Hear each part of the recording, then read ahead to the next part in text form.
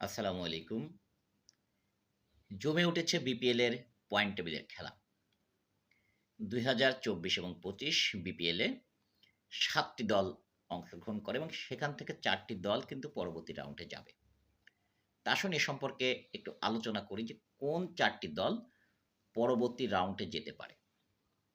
এখন পর্যন্ত রংপুর রাইডার্স তারা ৮ টি ম্যাচ খেলেছে এবং সেখানে কিন্তু তারা ৮ টি ম্যাচের সব কয়টিতেই জয়ী হয়েছে এবং তাদের প্রাপ্ত পয়েন্ট ১৬, অর্থাৎ তারা নিশ্চিতভাবে পরবর্তী রাউন্ডে চলে গিয়েছে। আমরা যদি পরবর্তী রাউন্ডে যাওয়ার মানদণ্ডটা ১২ পয়েন্ট ধরি, পরবর্তী রাউন্ড রংপুরকে বাদ দিয়ে যদি ১২ পয়েন্ট ধরি মানদণ্ডটা, তাহলে আমি সেখান থেকে আলোচনাটা আপনাদের বুঝতে অনেকটা সুবিধা হবে। ফরচুন বরিশাল তারা কিন্তু আজকে যে ম্যাচটি তারা খুলনার সঙ্গে খেলছে তার আগ পর্যন্ত ৭ টি ম্যাচ খেলেছে।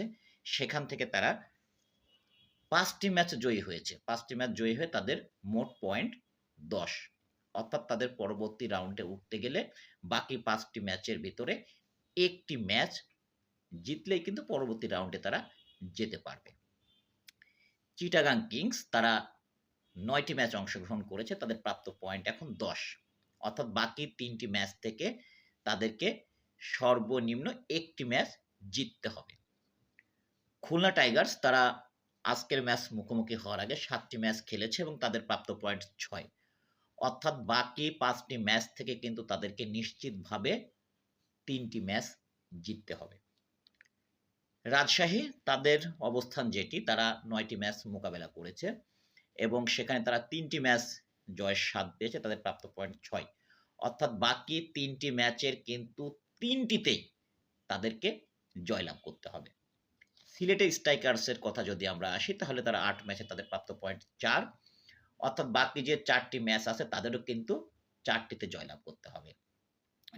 ঢাকা ক্যাপিটালস প্রাথমিক দিক থেকে একটু ছন্নছাড়া হলেও বর্তমানে তারা কিন্তু ভালো একটি ফর্মে বর্তমানে আছেন। বিশেষ করে তাদের যে ২ ওপেনিং ব্যাটার লিটন দাস এবং তানজিদ হাসান তামিম, তারা কিন্তু এখন ফর্মের কাছাকাছি চলে এসেছেন এবং দেখা যাক ঢাকার যে অবস্থান, তারা কিন্তু ১০ ম্যাচ খেলে ফেলেছে, তাদের প্রাপ্ত পয়েন্ট ৬।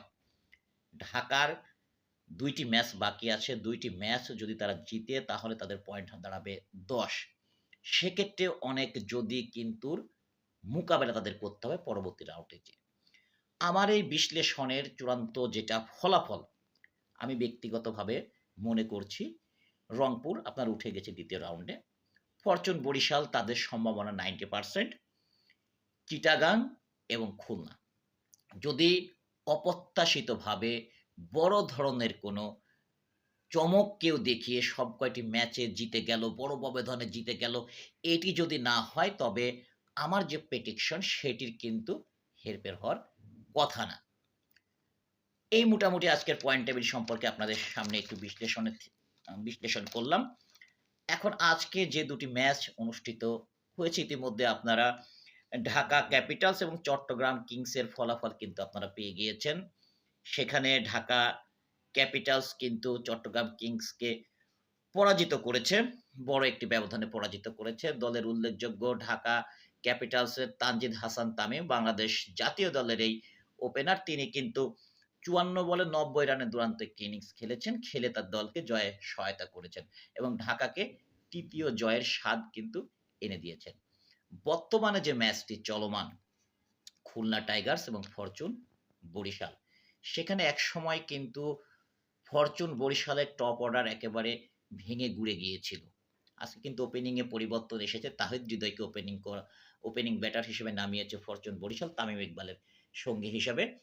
সেখানে তাহিদ হৃদয় কিন্তু রান তিনি কিছু করেছেন ৩৫ বলে, ৩০ বলে ৩৬ রান। স্ট্রাইক রেটটা তার ভালো ছিল না। এরপরে কিন্তু মেহেদী হাসান মিরাজ বহুদিন পরে তার বোলিংয়ে এসে ভালো বল প্রথম অন্তত ২-৩ ওভার তিনি করেছেন এবং জোড়া আঘাত তিনি হেনেছেন তামিম ইকবালকে এবং ডেভিড মালানকে আউট করার মাধ্যমে। এবং একসময় কিন্তু বরিশাল অনেক বড় একটি চাপে পড়ে গিয়েছিল। তাদের রান ১৪০, ১৩০ এরকম হবে কিনা এই নিয়ে কিন্তু আলোচনা করছিলাম আমরা। পরবর্তীতে দেখা যায় সেই যে সাইলেন্ট কিলার মাহমুদুল্লাহ রিয়াদ, তিনি কিন্তু টেল এন্ডারের ব্যাটারদের নিয়ে ভালো একটি ইনিংস শেষ পর্যন্ত দাঁড় করিয়েছেন। মাহমুদুল্লাহ রিয়াদ ৪৫ বলে ৫০ রান করে আউট হয়ে যান এবং সবচেয়ে এই ম্যাচে যে ভালো স্ট্রাইক নিয়ে ভালো একটি ব্যাটিং সেটি কিন্তু উপহার দিয়েছেন আমাদের রিশাদ হোসেন। তিনি কিন্তু ১৯ বলে ৩৯ রান দারুণ একটি ইনিংস তিনি খেলেছেন। একেবারে প্রপার ব্যাটারের মতো কিন্তু তার ইনিংসটি। এছাড়া তানভীর ইসলাম এবং জাহানারা তারাও কিন্তু ছোটখাটো একটি ক্যামিও ইনিংসের মাধ্যমে যেখানে রান আমরা হয়তো আশা করছিলাম যে ফরচুন বরিশাল আজকে ১৫০ গন্ডি পার হতে পারবে না। সেখানে কিন্তু তারা ১৬৭ রানের মোটামুটি মাঝারি মানের ইনিংস তারা কিন্তু সামনে ১৬৮ রানের লক্ষ্যমাত্রা খুলনার সামনে দাঁড় করিয়েছে। এবং অনেকদিন পর যে কথা বলছিলাম মেহেদী হাসান মিরাজ তার পূর্ণ ৪ কোটা পূরণ করেছেন।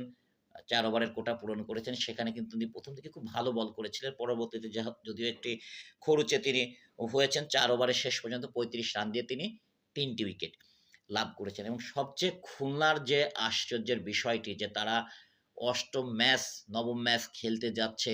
কিন্তু এখন পর্যন্ত তারা যে একটা নির্দিষ্ট টিম দাঁড় করানো সেটি কিন্তু এখন পর্যন্ত করতে পারেনি। এই ম্যাচে দেখবেন যে তারা কিন্তু একেবারে যে অফ ফর্মে তা কিন্তু না। খুলনা দলের ২ পেসার হাসান মাহমুদ এবং আবু হায়দার রনি তারা কিন্তু ভালো ফর্মে ছিলেন। কিন্তু আজকে ২ জন পেসারকে কাউকেই কিন্তু খুলনা খেলায়নি। বরঞ্চ জিয়াউর রহমানকে নিয়ে এসেছে। রুবেল হোসেন যেটি আসলে অনুমেয় ছিল। আগের ম্যাচে রুবেল হোসেন খারাপ পারফরম্যান্স করেছেন। তার বদলে নাসুম আহমেদ।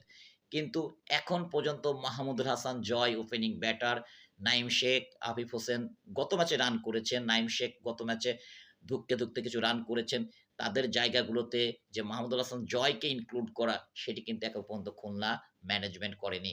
এই ম্যাচে তারা বিদেশি কিছু ব্যাটারকে খেলাচ্ছে। বশিষ্ঠ নিয়মিত আছেন। রসকে তারা এই ম্যাচে ইনক্লুড করেছেন। ইমরুল কায়েসকে নিয়ে এসেছেন। কিন্তু একটা নির্দিষ্ট যে বেস্ট একটা 11 দাঁড় করানো সেটি কিন্তু এখন পর্যন্ত খুলনা পারেনি। দেখা যাক ১৬৮ রানের লক্ষ্যমাত্রা